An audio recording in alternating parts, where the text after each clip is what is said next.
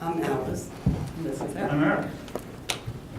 So Alice, we worked together for 5 years or so at the Beth Israel Deaconess Medical Center, kind of like a small city with a lot of tourists, maybe 10,000 people that work there and about 1 million visitors a year.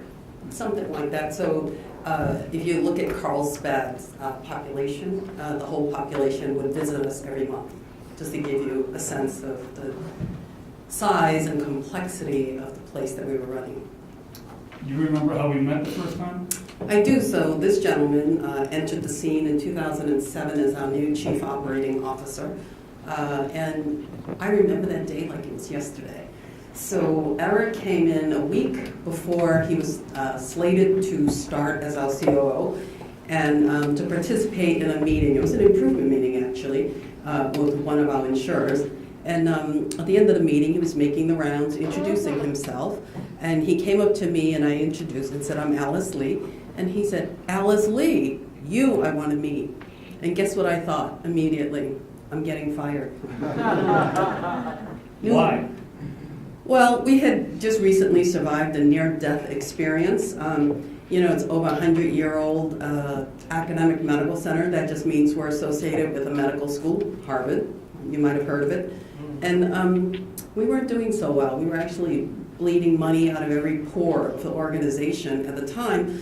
And the Attorney General of the state was threatening to close us down. So it was pretty dire. We survived that, but it was still, we could still see it in the rear mirror, right? And so any leader that came in, there was a lot of pressure to pull in financial results. That was always the primary goal. So you started taking me to the Gemba. That's right. Do you remember how you started that? Well, what's interesting is, so when we started, and your predecessor was a little more traditional than you are, and wouldn't meet with me unless I had typed agendas that were, certain font and printed on certain kind of paper. So that was what I was used to, and then Eric came into town. And so as I tried to follow that model, he would pace and bounce balls, right? I didn't know what to do. So I thought, well, I could probably take some more risks here. And so I decided, why don't we have walking meetings, because he's pacing already in the office. So let's use that energy for some good. And in fact, I remember you shouted an expression I never heard. Is it like think quick or go fast or something? And he pitched the ball at me and hit me, right? I've never heard that expression. And that was the day I decided we're just going to go to Gemba together. We're not ever coming in this room again. It's like, bang, it fell. So we started going for walks, and it was not planful. Again, I was taking some risks. And we would just go to a different place once a month. Which was sort of the habit of my predecessor, right? And That's true. We'd go to the Gemba and we'd do these walk-arounds, and they seemed really uncomfortable. What do you mean? Well, first of all, I knew that I had a lot to learn. I'd come into the hospital in sort of an unusual way. I'd come from the medical school side, not from the hospital operations side. So I knew I had a lot to learn. And one of the things that I had decided when I first got there was if I tried to act like I had all the answers, I would probably embarrass myself. So I should instead be good at asking questions. But then when you took me on these Gemba walks, I could tell that I was making people very uncomfortable. There was a sort of a dynamic in the room where I always felt like they expected me to get out my white gloves and start checking for dust, right? Like this was an inspection tour or something like that. So it was an uncomfortable environment. But we kept going. So, in fact, what was kind of intriguing about that time is we were also learning together. And so again, I was starting to take more risks because why not? I already thought I was getting fired, so might as well. And started doing some training for senior leaders, of course, right? CEO, COO, the chairs of the medical center. And one of the things that you heard and that you were intrigued by, and you wrote it on your wall, was a quote by Ono, right? The Toyota Production System architect. Do you remember what that was? Yeah, the shop floor is a reflection of management. And I was really struck by that, and I printed it out in big font, and I taped it above my computer to remind myself of that, and I wrote it on the whiteboard in my office so that when managers came to meet with me on various operational things, we would have to look at that. And it seemed like a very challenging and humbling concept to me, because it also reflected this sense of discomfort I had when I went to the Gemma, that I was uncomfortable and the people who were doing the work seemed uncomfortable by my presence. And then we started doing this training of senior leaders, and they were uncomfortable too. I remember vividly having one of our distinguished academic chiefs of department, Harvard professor, member of the National Academy of Sciences. I met him one day at noontime getting lunch. Alice had him in her training class, and he was behind the counter in the pizza line in the cafeteria with his hairnet on and his clipboard, learning to draw spaghetti diagrams. And I stopped him and asked, how's it going, doctor? And he said, this is the biggest waste of time I've ever been subjected to in my entire career. But by the end of the course, something must have clicked, because when his own residency program came in that next July, he replicated a lot of the training that you had provided and started teaching that to his residents. In other words, something that went on in his experience drawing spaghetti diagrams of how the kitchen workers moved behind the pizza counter made him understand that unconsciously we had created a lot of muda and destroyed a lot of value, and that there was something about that he could take back into his own clinic and clinical practice. I don't know if it was because it was oblique. Maybe if we tried to teach him right off the bat that there was waste in his own operations, it would have been harder to see. He could see the waste on the pizza line pretty easily. Right, and make that crosswalk. And I remember him saying, neurology is the pizza line. Mm-hmm. And it was profound for him to get there, and that's right. He could see the wastes elsewhere and then translate it to his own world.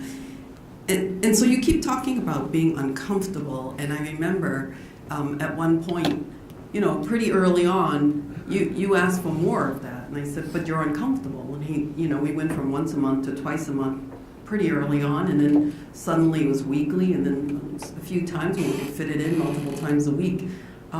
And all the time it was organic and just about your own learning and what you needed at the time. But, I was intrigued that you wanted more of this, despite the fact week after week you would say, oh, that made me uncomfortable. I could sense over a period of months that the level of discomfort from the people I was seeing and meeting with was changing. And, when you're in a senior position in an organization, people watch you and listen to you and pay attention to you, even when you wish they wouldn't.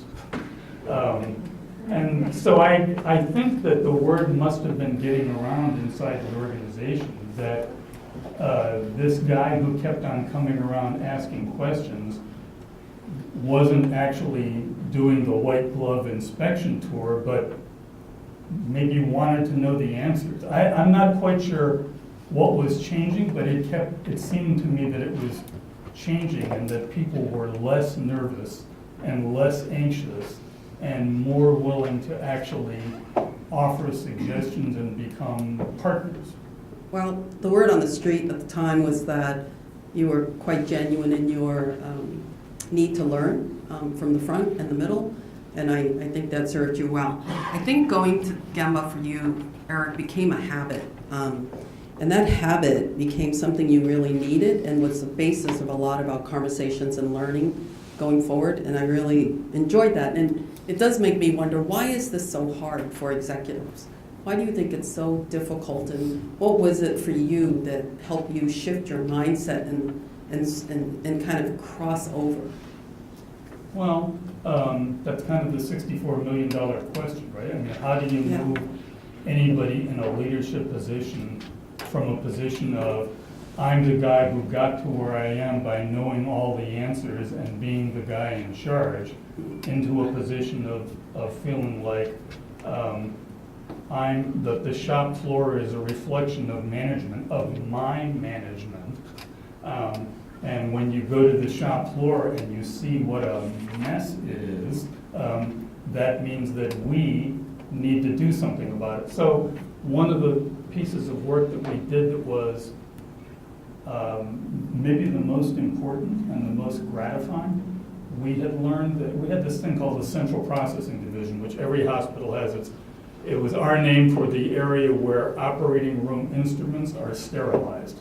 They come down from the OR full of human blood and tissue, and they need to be cleaned and sterilized and repacked into kits and sent back up to the operating room for the next set of procedures. And one of the people that worked there took the incredibly bold and courageous step of coming to the executive offices to say, this place is a mess, you can't believe how filthy and unsafe it is, you need to come down and look. It was dangerous, actually. And we did, and it was true. It was unsafe and dirty and poorly lit, and the equipment didn't work, and it was down in the basement, staffed by 50 or 60 mostly low-wage workers, mostly new immigrants, lots of people who didn't speak English as their first language, and it took a tremendous amount of grievance and courage for them to come and tell us, go down there and see, and we fumbled for 6 or 9 months. We failed that team. We told them we're going to fix this problem, and the next time I paid attention and checked in on it, I found that really all we'd been doing is holding meetings of a task force in a conference room. And when we went back down into the CPD, it was just as dirty and just as broken and just as unsafe. So we had to sort of reboot everything we did there. But eventually we started to get some traction around it because we were paying more attention to actually changing the conditions of the people that work there. And so we eventually did a Kaizen event, a rapid improvement event. We brought the team, 15 or 20 people, I think, to our big management meeting, which was sort of like this, except we had 250 people a month sitting on an auditorium, and we had them all present what their improvement activities to the management team, and at the end of that, I apologized to them on behalf of myself and the management team, because we had left them down there for years in a situation that showed that we had no respect. And honestly, that was a defining moment, I think, for the organization. It was very emotional to have these folks hear that. And I remember afterwards they said, Big Boss said sorry, and it was life-changing for them as individuals. So I saw a comment come in on Slido earlier that I thought was kind of interesting. Somebody wrote in a question and said, well, my C-suite leaders want to go lean, but they don't want to go to the Gemba. What should I tell them? I think I would tell them, stop playing. Don't fool yourself. If the shop floor is a reflection of management and you're not willing to go see your own reflection, stop talking about lean. But when we did that piece of work, and it wasn't just me, it was a lot of us in the leadership that had fingers of responsibility in that problem, when we were willing to say to ourselves, we created this and it's a mess and we're sorry and we're going to fix it, then I think it had a big impact on the willingness of people in the management structure across the board to be willing to say, we did this and it's wrong and we need to take a hard look at it and take responsibility for fixing it. So that was a big change, I think, and it helped us a lot. Personal transformation before organization transformation. Right? So, thank you. Thanks.